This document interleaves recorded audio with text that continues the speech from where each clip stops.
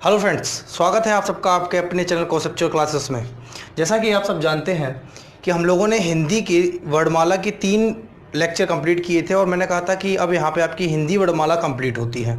और आप जानते हैं जब किसी भी आप चैप्टर का रिवीजन नहीं करेंगे, प्रैक्टिस नहीं करेंगे तो आपकी वो चीज़ क्या हो जाएगी, उतने हिसाब से अच्छी नहीं रहेगी। ठीक है, तो मैं जो आज लाया हूँ वो टॉप 50 क्वेश्चन लाया हूँ। किसका? टॉप 50 क्वेश्चन मैं लाया हूँ आपके हिंदी वर्णमाला के। ठीक है, तो हिंदी वर्णमाला के टॉप 50 क्वेश्चन ये आप देखेंगे, आपके 50 क्वेश्चन ऐसे होंगे जो आपकी पूरी हिंदी वर्णमाला को कवर करेंगे। ठीक है, तो आज हम लोग जो डिस्कस करने वाले हैं वो हम लोग यही डिस्कस करने वाले हैं कि जो हिंदी वर्णमाला में हम लोगों ने तीनों पार्ट में जो कुछ भी पढ़ा है उस सभी का रिवीजन हम लोग आज करें हैं। ठीक है, तो आज का वीडियो उन सभी विद्यार्थियों के लिए बहुत इंपॉर्टेंट होगा जो हिंदी वर्णमाला पहले पढ़ चुके हैं या हिंदी वर्णमाला जिन्होंने तीनों वीडियो हमारी देखी हुई हैं। अगर आपने तीनों वीडियो देख रखी हैं तो आप यकीन मान के चलिए कि आपका एक भी क्वेश्चन जो मैं यहाँ कराऊंगा, इन 50 क्वेश्चन में एक भी क्वेश्चन ऐसा नहीं होगा जो आपने ना पढ़ा हो। ठीक है, तो बिना कुछ देर किए हम लोग आगे बढ़ते हैं। और आगे बढ़ने से पहले जो चैनल पर नया है वो चैनल सब्सक्राइब करना ना भूलें। देखिए फ्रेंड्स, पहला ही क्वेश्चन लिखा हुआ है कि हा का उच्चारण स्थान क्या होगा। अब आप लोग बताइए हा का उच्चारण स्थान क्या होगा। मैंने आपको बताया था बहुत ही इंपॉर्टेंट क्वेश्चन होता है ये उच्चारण स्थान को लेकर कि हा का उच्चारण स्थान क्या होगा। वेरी इंपॉर्टेंट क्वेश्चन है ये। ठीक है, पहला ही क्वेश्चन वेरी इंपॉर्टेंट क्वेश्चन है जो एग्जाम में कई चांस है कि ये क्वेश्चन एग्जाम में आपको बने। ठीक है, तो हा का जो उच्चारण स्थान होता है, हा का उच्चारण स्थान होता है कंठ। मैंने आपको बताया था कि हा का उच्चारण स्थान क्या होता है, कंठ होता है। बाकी देखो हा जो आता है वो आपका आता है किसमें, हा आपका आता है या रा ला वा हा, यानी कि अंतस्थ व्यंजन है। हा आपका क्या है, अंतस्थ व्यंजन है। तो या रा ला और वा की हम बात करते हैं तो वो तालु मूर्धा दंत और ओष्ठ में आ जाते हैं। बाकी बचा हा, हा जो है वो किस में जाता है, आपका कंठ में। हा किस में आता है, कंठ में। अगला क्वेश्चन देखिए हम लोग डिस्कशन कम करेंगे क्योंकि 50 क्वेश्चन है तो वीडियो लंबा हो जाएगा। अगर हम लोग ज़्यादा डिस्कशन करेंगे तो फिर एक वीडियो में हम लोग पूरी 50 क्वेश्चन डिस्कस नहीं कर पाएंगे। ठीक है, तो मेरा प्रयास यही रहेगा कि कम शब्दों में मैं आपको समझा सकूं। और मुझे पता है कि आप लोग वो तीनों वीडियो देख चुके हो तो आपको मुझे समझाने में ज़्यादा कोशिश भी नहीं करनी है, सिर्फ और सिर्फ बताना है कि एग्जाम में किस तरीके के क्वेश्चन बनेंगे। ठीक है, तो प्रैक्टिस के मकसद से ये वीडियो बनाया गया है और आई होप अगर आपको ये पसंद आता है तो लाइक करना ना भूलें, लाइक जरूर करें। देखिए ला का उच्चारण स्थान क्या होगा। ला की अगर बात करें, ला का अगर मैंने बात कही थी तो कहा था दंत। ला का उच्चारण स्थान क्या होता है, ला का उच्चारण स्थान दंत होता है। ठीक है, वाक का उच्चारण स्थान बहुत ही इंपॉर्टेंट क्वेश्चन है, very very very important question कि वाक का उच्चारण स्थान क्या होगा। मैंने बताया था वा जो होता है वो ला प्लस उ होता है। ला जो होता है उसका उच्चारण स्थान आपने अभी देखा दंत है और उ का उच्चारण स्थान क्या होता है, ओष्ठ होता है। तो जो वा होगा वो होगा आपका दंतोष्ठ। वा का उच्चारण स्थान क्या होगा, दंतोष्ठ। वा को जब हम बोलते हैं तो दंत यानी कि दांतों की और ओष्ठ यानी ओठों की, दोनों की सहायता से बोले जाना वाला व्यंजन है, इसलिए दंतोष्ठ कहा जाएगा किसको, वा को। अब देखिए ए का उच्चारण स्थान क्या होगा। ए का उच्चारण स्थान की अगर हम लोग बात करना चाहें तो आप बताइए ए किससे बनता है। ए एक संयुक्त स्वर है, ए एक संयुक्त स्वर है। संयुक्त स्वर होने का मतलब ये है कि ये 2 स्वरों से मिलकर बना होगा, तो इसका मतलब है कि इसका उच्चारण स्थान कोई एक तो हो नहीं सकता है, 2 उच्चारण स्थान होंगे इसके, क्योंकि ये 2 स्वरों से मिलकर बना है। तो आई की अगर हम लोग बात करते हो आ प्लस ई से बनता है, आ प्लस ई से। तो आ होता है आपका क्या, आ होता है कंठ और ई होता है तालु, तो ये होगा क्या, कंठ तालु। ठीक है, तो ए का उच्चारण स्थान क्या होगा, कंठ तालु। आइए हम लोग अगला क्वेश्चन डिस्कस करते हैं, औ का उच्चारण स्थान क्या होगा। ये आप देख लीजिए तीसरा, चौथा और 5वां क्वेश्चन, ये वेरी इंपॉर्टेंट क्वेश्चन है आपके एग्जाम के पर्पज से, चाहे आपका एग्जाम लेखपाल हो, चाहे आपका एग्जाम सुपर टेट हो या यूपी टेट हो। औ का उच्चारण स्थान क्या होगा। औ के उच्चारण स्थान की अगर हम लोग बात करें तो ये भी संयुक्त स्वर है। संयुक्त स्वर की संख्या कितनी होती है, 4 होती है। ये भी क्वेश्चन आगे आएगा कि संयुक्त स्वरों की संख्या कितनी होती है, 4, ए ए ओ औ। ठीक है, तो ओ की अगर औ की हम बात करें तो ये बनता है आ प्लस ओ से, और आ होता है आपका कंठ और ओ होता है आपका क्या, तो ये हो जाएगा कंठोष्ठ। क्या हो जाएगा, कंठोष्ठ, यही होगा।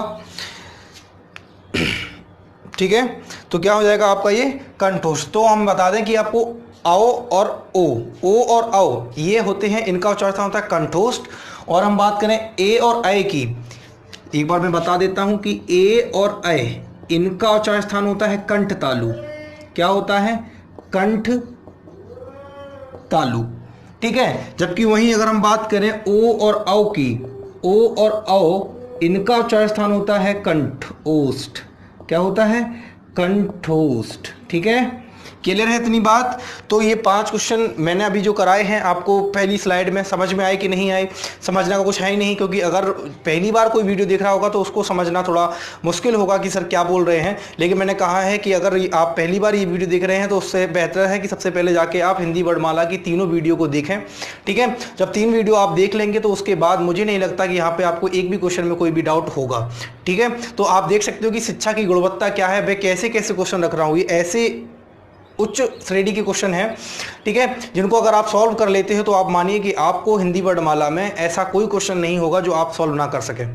ठीक है, तो परीक्षा को ऐसा कोई क्वेश्चन यहाँ पे नहीं रह जाएगा जो परीक्षा से छूटा हुआ हो, जो कभी परीक्षा में आया हो और हमने ना किया हो। ठीक है, सभी कॉन्सेप्ट पर बेस हिंदी वर्णमाला में आज तक जितनी भी परीक्षा में जो क्वेश्चन बने हम लोग सब डिस्कस कर रहे हैं। तो इन 5 क्वेश्चन को हम लोगों ने डिस्कस कर लिया है, हम लोग आगे बढ़ने वाले हैं। अगले 5 क्वेश्चन लेके आ रहा हूं मैं।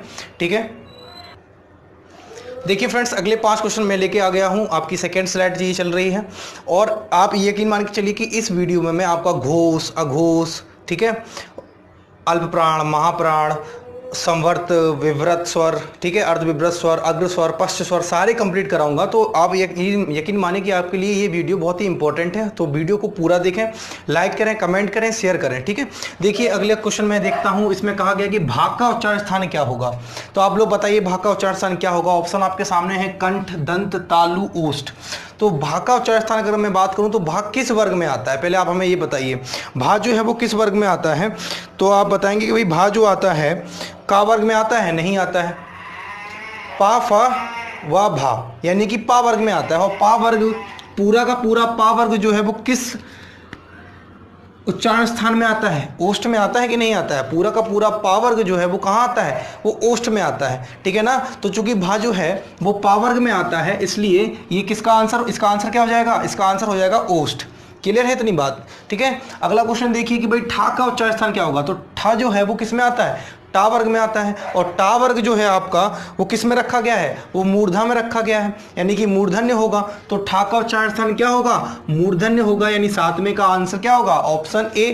ठीक है, 7वें का आंसर क्या होगा? ऑप्शन ए होगा। क्लियर है इतनी बात?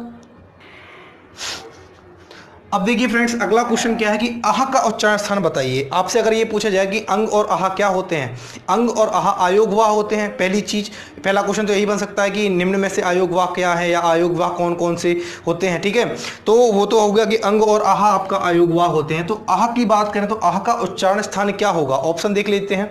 आह का उच्चारण स्थान तालु है, ओष्ठ है, कंठ है, दंत है, क्या होगा? तो आप सबसे पहले बताइए कि आह जो है वो आता कहाँ पर है? आह का उच्चारण स्थान अंग और आह इन दोनों का उच्चारण स्थान होता है कंठ। अंग और आह इन दोनों का उच्चारण स्थान क्या होता है? कंठ। ऑप्शन में कंठ है, बिल्कुल ऑप्शन सी।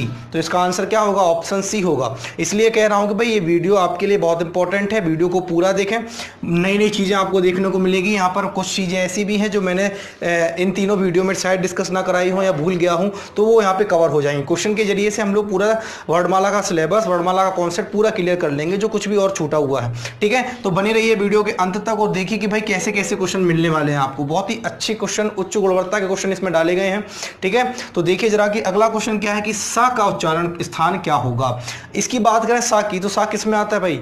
तीनों सा जो होते हैं वो होते हैं आपके ऊष्म व्यंजन, ऊष्म संघर्षी व्यंजन कहे जाते हैं। तो ऊष्म व्यंजन है, तो इस सा का उच्चारण स्थान की अगर मैं बात करूं तो ये कहां पर आएगा? बताइए, इस सा का उच्चारण स्थान की बात करोगे तो कहां पर आएगा? मैंने बताया था, ऑप्शन देख लीजिए। ओष्ठ, ओष्ठ में तो आएगा नहीं, दंत में नहीं आएगा, मूर्धा या तालु, तो ये आएगा मूर्धा में। ठीक है, तो सा का उच्चारण स्थान क्या होगा? मूर्धा होगा। क्या होगा? मूर्धा होगा या मूर्धन्य होगा। अगला क्वेश्चन देख लीजिए, री का उच्चारण स्थान क्या होगा? री का उच्चारण स्थान बताइए आप लोग क्या होगा? बता सकता है कोई? ऑप्शन दिए गए हैं, मूर्धा है, कंठोष्ठ है, तालु है, ओष्ठ है। ठीक है, तो री का उच्चारण स्थान कौन बताएगा? बताइए आप लोगों में से कोई। ठीक है, तो देखिए री का उच्चारण स्थान की अगर मैं बात करूं तो ना तो कंठ होगा, ना ही ओष्ठ होगा, ना ही तालु होगा। क्या होगा? री का उच्चारण स्थान होता है मूर्धन्य यानी मूर्धा। री का उच्चारण स्थान क्या होता है? मूर्धन्य या मूर्धा। तो आप देखिए अभी हम लोगों ने सेकंड स्लाइड में कितने क्वेश्चन कवर कर लिए? 5 और कर लिए, यानी अब टोटल कितने क्वेश्चन हो चुके हैं? 10 क्वेश्चन हो चुके हैं। तो बताइए यहाँ तक आपको कोई समस्या? मुझे नहीं लगता आपको कोई समस्या होगी, बशर्ते अगर आपने वो 3 वीडियो पूरी की देखी हैं, कंप्लीट की हैं, ठीक है। तो अगर आपने वो तीनों वीडियो देख के अपना कॉन्सेप्ट क्लियर किया है तो आपको इस वीडियो में कोई भी परेशानी नहीं आएगी, ये मेरा दावा है, ठीक है। लेकिन बशर्ते यही है कंडीशन कि आपको वो तीनों वीडियो देखनी पड़ेंगी, समझनी पड़ेंगी, और अगर आप पहले से वर्णमाला पढ़ रखे हो तो आपको सारी चीज़ें समझ में आ रही होंगी, ठीक है। यहाँ पे यकीन मान के चलिए, अगर आपने पहले से भी वर्णमाला पढ़ी है तो आपके कॉन्सेप्ट क्लियर ही होंगे, पहले से ज़्यादा क्लियर होंगे, साथ ही साथ कुछ नए क्वेश्चन को देखने को भी आपको मिलेंगे, ठीक है। तो वीडियो के अंत तक बने रहें, वीडियो थोड़ी लंबी होने वाली है, ठीक है, और सारे क्वेश्चन कवर कराऊंगा मैं, और ऐसा कोई क्वेश्चन नहीं होगा जो वर्णमाला में हमारा छूट जाए, ठीक है। सारे क्वेश्चन कवर करेंगे, चाहे अल्प प्राण हो, महाप्राण हो, घोष हो, अघोष हो, ठीक है, सब कुछ देखेंगे, तो बने रहिए वीडियो में। देखिए फ्रेंड्स, अगले 5 क्वेश्चन मैं आपके सामने लाया हूं, तो इस तरीके से 15 क्वेश्चन अभी हम लोग डिस्कस करने वाले हैं, ठीक है, और सभी क्वेश्चन उच्च गुणवत्ता के हैं। और एक बात आप लोग याद रखें, एक बात मैं अभी आपको बता दूं कि इस वीडियो को देखने के लिए अगर बेहतर ये होगा कि आप पहला क्वेश्चन देखिए, मेरे आंसर बताने से पहले आप उसको स्टॉप कर लीजिए, आप अपना आंसर बताइए कि आपका आंसर कौन सा आपने टिक किया है, आप उनको लिख लीजिए। इस हिसाब से आप ये देख लेना कि 50 क्वेश्चन जब कंप्लीट हो तो 50 क्वेश्चन में आपके अपने कितने आंसर सही थे, ठीक है। तो इससे आपकी नॉलेज भी चेक हो जाएगी, साथ ही साथ जो क्वेश्चन आपको नहीं आ रहा होगा उसको आपको देखने को भी मिल जाएगा और आपको नॉलेज बढ़ भी जाएगी, ठीक है। तो ये एक निर्देश है, अगर आप ऐसा कर सकें तो जरूर करें, ठीक है, आपको ही प्रॉफिट होगा इसका। देखिए क्वेश्चन नंबर 11 आपसे क्या कहता है कि ई का उच्चारण स्थान क्या होगा। मैंने बताया था ई का उच्चारण स्थान क्या होता है। ई का उच्चारण स्थान होता है आपका तालु। क्या होता है? तालु। तो ऑप्शन कहीं दिख रहा है तालु, देख लीजिए ई का उच्चारण स्थान में ऑप्शन कहीं तालु आपको दिख रहा है? जी हाँ, बिल्कुल ऑप्शन बी जो है वो आपका आंसर होगा यहाँ पे, ठीक है, ऑप्शन बी आपका आंसर होगा। ऑप्शन बी में आपको दिख रहा होगा क्या? तालु। क्लियर है इतनी बात? आगे क्वेश्चन पे देखिए, अगला क्वेश्चन कह रहा है कि या का उच्चारण स्थान क्या होगा। या जो है अपने आप में अंतस्थ व्यंजन है, ठीक है। या का उच्चारण स्थान की अगर हम लोग बात करें तो या के उच्चारण स्थान के ऑप्शन देख लीजिए, क्या क्या दिया गया है? कंठ, दंत, ओष्ठ और तालु। क्या क्या दिया गया है? कंठ, दंत, ओष्ठ और तालु। तो या का भी उच्चारण स्थान क्या होता है? तालु होता है। या का उच्चारण स्थान क्या होता है? तालु होता है। क्लियर है इतनी बात? या का उच्चारण स्थान क्या होता है? तालु होता है, ठीक है। अगला क्वेश्चन देखिए कि सा का उच्चारण स्थान क्या होगा। सा का उच्चारण स्थान क्या होगा? ये ऊष्म व्यंजन में आता है सा। सा का उच्चारण स्थान की अगर हम लोग बात करेंगे तो देख लीजिए जरा ऑप्शन क्या दिए गए हैं। दंत दिया गया है, मूर्धा दिया गया है, तालु दिया गया है, कंठ दिया गया है। तो बताइए, सोच के बताइए कि भाई सा का उच्चारण स्थान क्या होगा, ठीक है। इस सा के उच्चारण स्थान की हम लोग बात करें तो ये वाला सा जो होता है, ये वाला सा का उच्चारण स्थान होता है दंत। क्या होता है? दंत। इस वाले सा का उच्चारण स्थान क्या होता है? दंत होता है। अगला क्वेश्चन देखिए, प्रश्न नंबर 14 क्या कह रहा है? आ का उच्चारण स्थान क्या होगा। आ का उच्चारण स्थान क्या होगा? ऑप्शन देख लीजिए क्या दिए गए? ओष्ठ, तालु, मूर्धा, कंठ। ओष्ठ, तालु, मूर्धा, कंठ। तो आप लोग याद कीजिए कि मैंने आ का उच्चारण स्थान क्या बताया था आप लोगों को? मैंने बताया था आ का उच्चारण स्थान होता है कंठ। क्या होता है? कंठ। तो आगे चलिए, ऊ का उच्चारण स्थान, इसके लिए तो कुछ सोचना ही नहीं है। ऊ, छोटा ऊ हो या बड़ा ऊ हो, ये कहाँ से निकलते हैं? ओठ से निकलते हैं। तो ओष्ठ हो जाएगा इनका उच्चारण स्थान। क्या हो जाएगा? ओष्ठ हो जाएगा, ठीक है। मैं आपको एक बात बता दूं, स्वरों की अगर बात की जाए तो छोटा आ हो या बड़ा आ हो, ठीक है। आयोग वा की बात की जाए यानी कि अंग हो या आहा हो, ठीक है। ये चारों के चारों का उच्चारण स्थान अगर आपसे पूछा जाए तो होता है क्या? कंठ। छोटे ऊ और बड़े ऊ का उच्चारण स्थान पूछा जाए तो क्या होता है? ओष्ठ। इतनी बात क्लियर है? तो यहाँ पे आपका रिवीजन भी होता चल रहा है, ठीक है। तो क्लियर है, हम लोगों ने क्वेश्चन नंबर 15 क्लियर कर लिए हैं। अब हम लोग आगे चलने वाले हैं, ठीक है। बने रहिए वीडियो में, वीडियो के एंड तक बने रहिए, अभी हम लोग और अच्छे अच्छे क्वेश्चन लेके आने वाले हैं। चलिए फ्रेंड्स, देखिए अगले क्वेश्चन हम लोग डिस्कस करने वाले हैं, क्वेश्चन नंबर 16। देखिए क्वेश्चन नंबर 16 हमसे क्या कह रहा है कि छा का उच्चारण स्थान बताइए। ये क्वेश्चन आप कब कर पाएंगे? जब आपको पता हो कि छा किस वर्ग में आता है। तो छा जो आता है वो चा वर्ग में आता है, और चा वर्ग की बात करें तो चा वर्ग पूरा का पूरा क्या होता है बताइए जरा। चा वर्ग की हम लोग बात करें तो चा वर्ग का उच्चारण स्थान क्या होगा, ठीक है। चा वर्ग का उच्चारण स्थान होगा आपका तालु। क्या तालु ऑप्शन में है? तो कर लीजिए किसी एक ऑप्शन में तालु।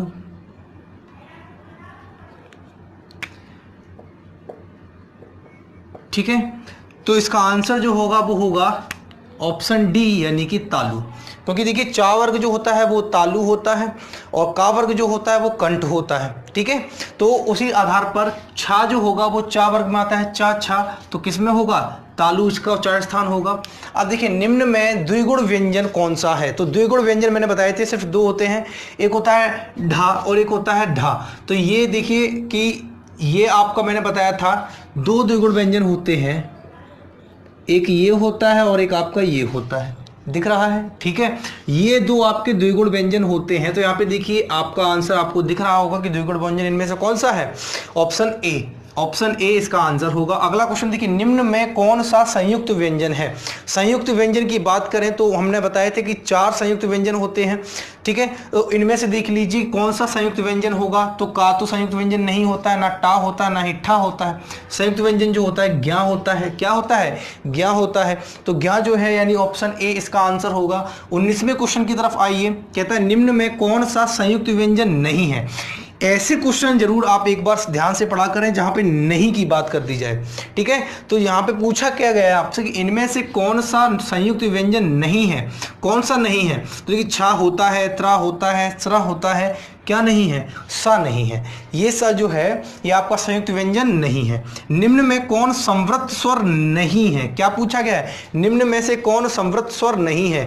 तीसरी वीडियो हिंदी वर्णमाला की, वहां पे मैंने बताए थे संवृत स्वर क्या होते हैं, अग्र स्वर क्या है, पश्च स्वर क्या है, अर्ध संवृत, अर्ध विव्रत, विव्रत, ठीक है, सारे कुछ बताए थे। मध्य स्वर, तो मैंने कहा था वहां पे संवृत स्वर जो आपके होते हैं वो होता है या तो ई, या तो ई, या ऊ, या ऊ। अब यहाँ पे देख लीजिए कि यहाँ पे ऑप्शन में आपको ई भी दिख रहा है, तो ये तो होता है समृत स्वर। छोटा ऊ ये भी समृत स्वर होता है, बड़ा ऊ ये भी समृत स्वर होता है। क्या समृत स्वर नहीं होता है, अ समृत स्वर नहीं होता है, यानी ऑप्शन डी यहाँ पे इसका क्या होगा, राइट आंसर होगा कि अ यहाँ पे समृत स्वर नहीं है। क्लियर है इतनी बात। हमारे 20 क्वेश्चन कंप्लीट हुए। इसी के साथ हम लोग 5 क्वेश्चन और अभी लेके आ रहे हैं। बने रहिए वीडियो में, वीडियो के एंड तक बने रहिए। और अगर आपको अच्छा लग रहा है तो आप लाइक जरूर करें, सब्सक्राइब करें, शेयर करें, ठीक है। चलिए फ्रेंड्स देखते हैं हम लोग अगले क्वेश्चन, अगले 5 क्वेश्चन हम लोग डिस्कस करने वाले हैं। क्वेश्चन नंबर 21 देखिए जरा, और यहाँ पे बताइए कि निम्न में से कौन अर्ध समृत स्वर है। निम्न में से कौन अर्ध समृत स्वर है। मैंने बताया था समृत का मतलब होता है बंद और अर्ध समृत का मतलब होता है आधा बंद। आधा बंद का मतलब क्या हुआ, थोड़ा सा खुला, यानी जिन शब्दों को उच्चारित करते समय मुख जो है आपका वो थोड़ा सा खुल जाए, ठीक है, उनको हमने कहा था अर्ध समृत स्वर होते हैं। यहाँ पे कहा गया निम्न में से कौन अर्ध समृत स्वर है। तो मैंने आपको चार्ट बताया था, तीसरा वीडियो देखिए जाके कि कितना बेटर तरीके से मैंने चार्ट बताया था। उस चार्ट के अकॉर्डिंग अगर आपने उस चार्ट को समझ लिया तो ऐसे 16 क्वेश्चन मैंने बताए थे कि उस चार्ट से 16 क्वेश्चन बनेंगे, ठीक है। और उन 16 क्वेश्चन में से ऐसा कोई भी क्वेश्चन नहीं होगा जो आप ना कर पाएं, अगर आपको चार्ट सही से समझ में आ गया, ठीक है। तो जाके एक बार तीसरा वीडियो जरूर देखिए, ठीक है। उसको मैंने स्क्रीन रिकॉर्डर से बनाया है, तो आप एक बार देख लीजिए जाके वहाँ पे, ठीक है, पार्ट 3 को। अब यहाँ पे बताइए ऑप्शन दिए गए हैं आपको अ, आ, औ और ए। तो इसमें बताइए कि आपका कौन सा आंसर होगा। तो चार्ट के अकॉर्डिंग अगर आप जब देखोगे तो अर्ध समृत स्वर आपके होते हैं ए और ओ। ए और ओ आपके अर्ध समृत होते हैं, अर्ध समृत स्वर होते हैं आपके कौन कौन से, एक होता है ए और एक होता है ओ। ये दो होते हैं आपके अर्ध समृत स्वर, ये दो आपके अर्ध समृत स्वर होते हैं। तो आप जरा बताइए कि यहाँ पे आए है तो ये तो होगा नहीं, आ है तो ये भी नहीं होगा, आओ है तो ये भी नहीं होगा। क्या दिया गया ऑप्शन में, ए। तो ऑप्शन डी यानी इसका ऑप्शन डी आपका आंसर होगा। अर्ध समृत स्वर क्या है, ऑप्शन डी। निम्न में अग्र स्वर कौन से होंगे। तो मैंने बताए थे अग्र स्वर की अगर हम लोग बात करेंगे तो अग्र स्वर आपका होगा छोटा ई बड़ा ई, ठीक है, छोटा ए बड़ा ए, यानी ई ए आए। ये सभी क्या थे, ये सभी आपके अगर मैं कहूं तो ये सभी के सभी आपके अग्र स्वर थे, ये सभी के सभी आपके अग्र स्वर थे। पश्च स्वर की बात करोगे तो उ ओ औ, आगत स्वर और बड़ा आ, ये सभी पश्च स्वर थे।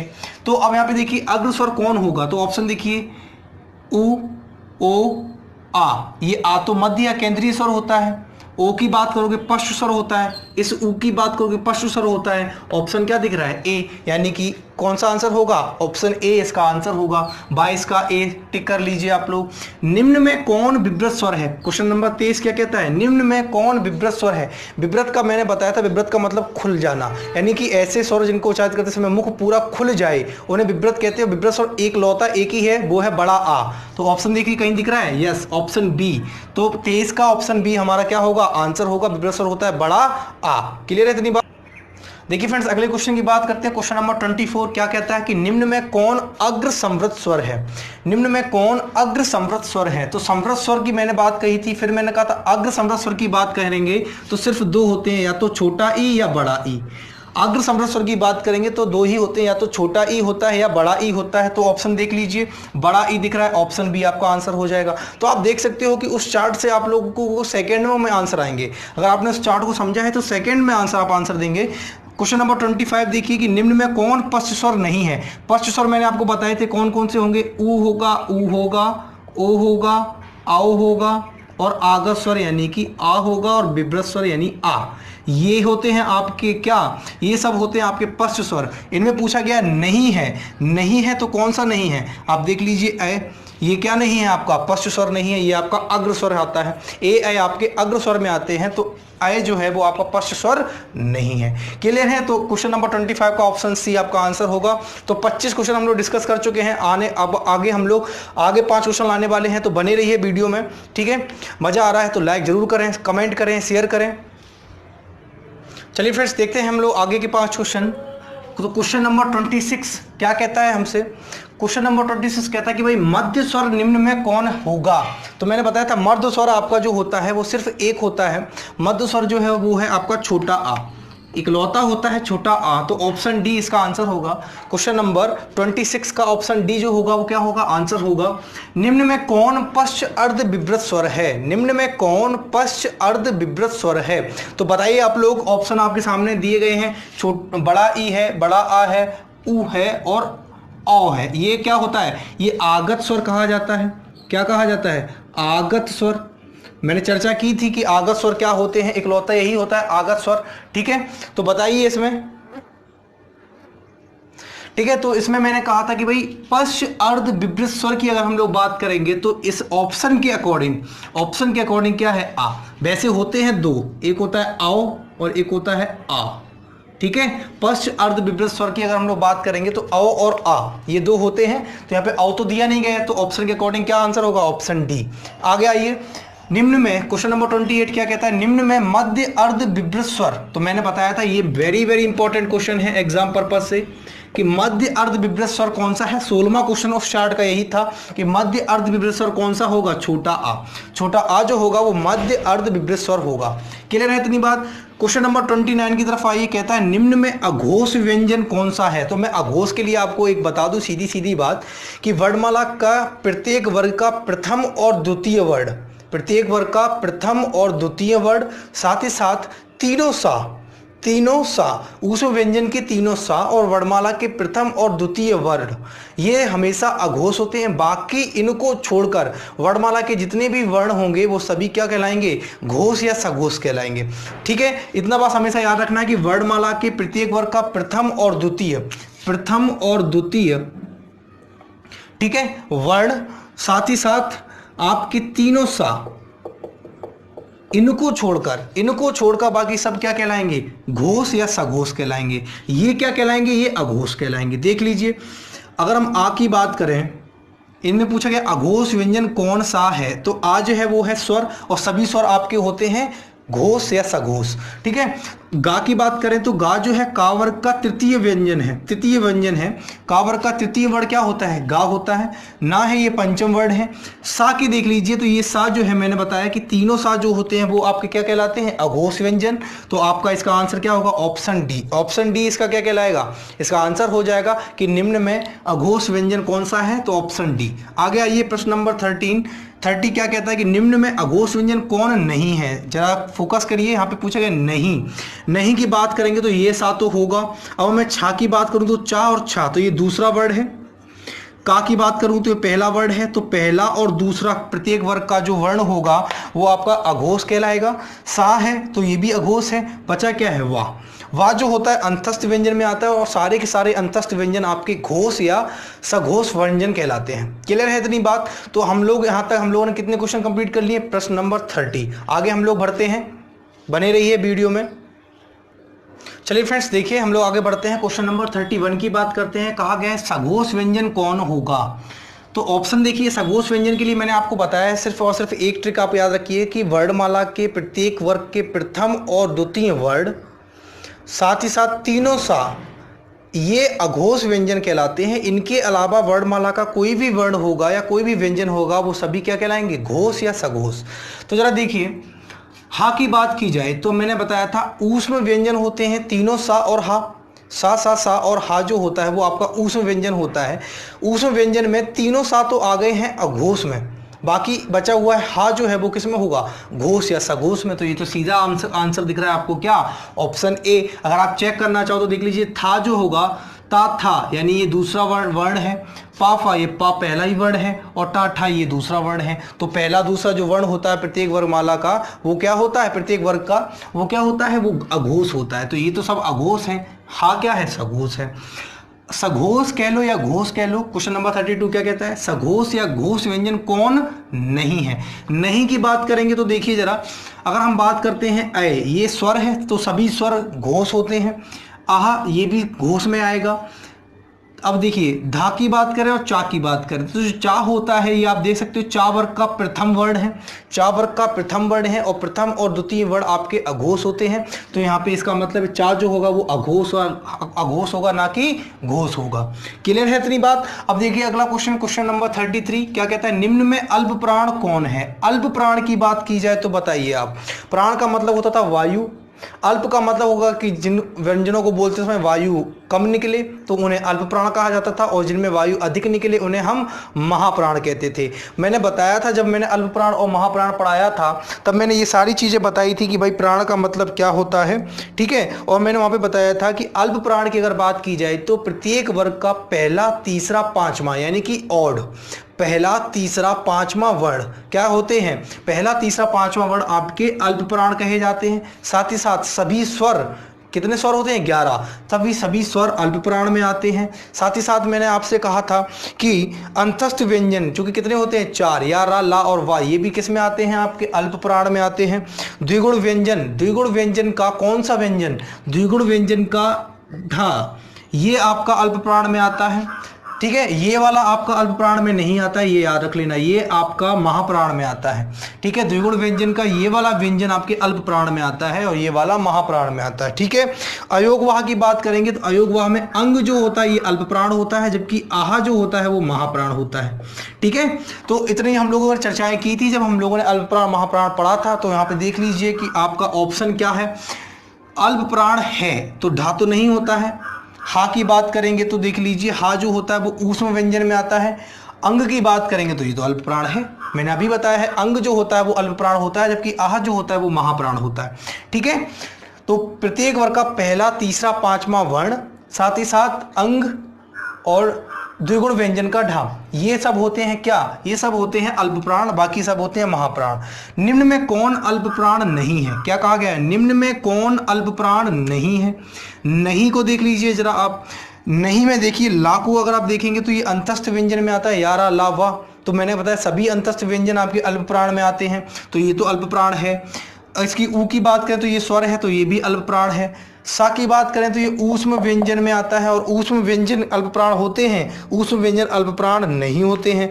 ऊष्म व्यंजन जो होते हैं, ठीक है, ऊष्म व्यंजन अल्प प्राण नहीं होते हैं। ऊष्म व्यंजन आपके किस में आते हैं? महाप्राण में। ऊष्म व्यंजन किस में आते हैं? महाप्राण में। तो देख लीजिए जो सा होगा ये आपका अल्प प्राण नहीं है, ये क्या है? ये आपका महाप्राण है। ये आपका क्या है? महाप्राण है। तो इस प्रकार हम लोगों ने क्वेश्चन नंबर 35 कंप्लीट कर लिया है। आगे बढ़ते हैं, क्वेश्चन नंबर 40 तक हम लोग चलेंगे अगली स्लाइड में, तो बने रहिए वीडियो में। चलिए फ्रेंड्स, देखते हैं हम लोग क्वेश्चन नंबर 36 को। क्या कहा जा रहा है? निम्न में कौन महाप्राण है? मैंने अल्प प्राण महाप्राण का भी आपको सीधा बताया था कि 1, 3, 5 ये होते हैं आपके अल्प प्राण, 2 और 4 होता है महाप्राण।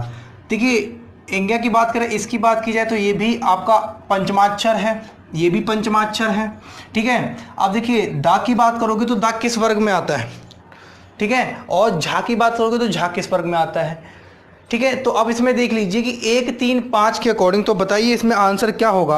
आंसर एक ऑप्शन ए और ऑप्शन बी तो आपका आंसर होना नहीं है, ठीक है। ऑप्शन ए और ऑप्शन बी तो आपका आंसर होगा नहीं, ठीक है। आंसर जो आपका होगा वो आपका या तो दाम या होगा ऑप्शन सी होगा या होगा ऑप्शन डी, ठीक है। तो 36 का आंसर आप लोग बताइए, 36 का आंसर क्या होगा, 36 का आंसर होगा डी। रीज़न बताइए, रीजन क्या है इसके पीछे का कि देखिए दूसरा और चौथा वर्ड होता है आपका महाप्राण, ठीक है। तो ये दूसरा और चौथा वर्ड जो होता है वो होता है आपका महाप्राण, जबकि पहला, तीसरा, पांचवा वर्ड जो होता है वो होता है आपका अल्पप्राण। पहला, तीसरा और पांचवा वर्ड जो होता है वो होता है आपका अल्पप्राण, ठीक है। तो अगर हम लोग झा की बात करेंगे तो झा जो होता है वो आता है चौथा। कौन सा वर्ड होता है, चौथा वर्ड होता है। चौथा वर्ड होने के कारण ये किस में आएगा, महाप्राण में। अब देखिए निम्न में कौन महाप्राण है, 37 की अगर निम्न में कौन महाप्राण है, ऑप्शन देखिए था, गा, डा और बा, ठीक है। तो अब बताइए सबसे पहले ता था यानी ता वर्ग का ये दूसरा वर्ड है, ये तीसरा वर्ड है, ठीक है। तो अब देखिए ये तीसरा वर्ड है और ये दूसरा वर्ड है, तो मैंने बताया था दूसरा वर्ड जो होता है वो महाप्राण होता है, ठीक है। तो ऑप्शन ए ही इसका आंसर हो जाएगा, क्योंकि ता वर्ग का दूसरा वर्ड क्या होता है, था होता है, तो ये आंसर हो गया। निम्न में कौन महाप्राण नहीं है, निम्न में कौन महाप्राण नहीं है, तो देखिए पा फा तो दूसरा हो गया, ये महाप्राण है, ठीक है, ठीक है। टा ठा टा तो पहला हो गया, तो ये महाप्राण नहीं है, ठीक है। धा की बात करोगे तो ये महाप्राण में आएगा, जबकि टा की बात करोगे तो टावर का पहला ही वर्ड है, तो ये महाप्राण नहीं है, जबकि ये अल्पप्राण है। क्या है, अल्पप्राण है। द्विमात्रिक स्वरों की कुल कितनी संख्या होती है, बताइए आप लोग, द्विमात्रिक स्वरों की कुल कितनी संख्या होती है, 7 होती है। कैसे, तो मैं आपको बता दूं, देखो द्विमात्रिक स्वर का मतलब हुआ कि छोटा आ और छोटा आ मिलके बनाता है बड़ा आ, ठीक है। ऐसे ही छोटी ई और छोटी ई मिलके बनाती है बड़ी ई, छोटा ऊ और छोटा ऊ मिलके बनाता है बड़ा ऊ। ऐसे ही आप बात करेंगे कि आ प्लस ई से बनता है ए, ठीक है, और आ प्लस ए से बनता है आपका ए, आ प्लस ऊ से बनता है ओ, और आ प्लस ओ से बनता है आपका आओ।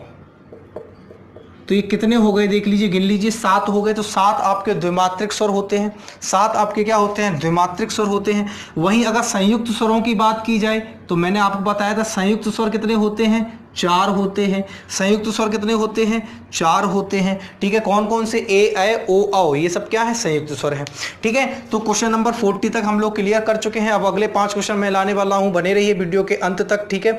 और एक बात याद रखिए कि आप चाहें तो इनके स्क्रीनशॉट लेते रहें, और नहीं तो मैं आपको इस वीडियो के डिस्क्रिप्शन में इसकी आपको पूरी पीडीएफ फाइल दूंगा विद आंसर इसकी पीडीएफ फाइल दूंगा। क्लियर है,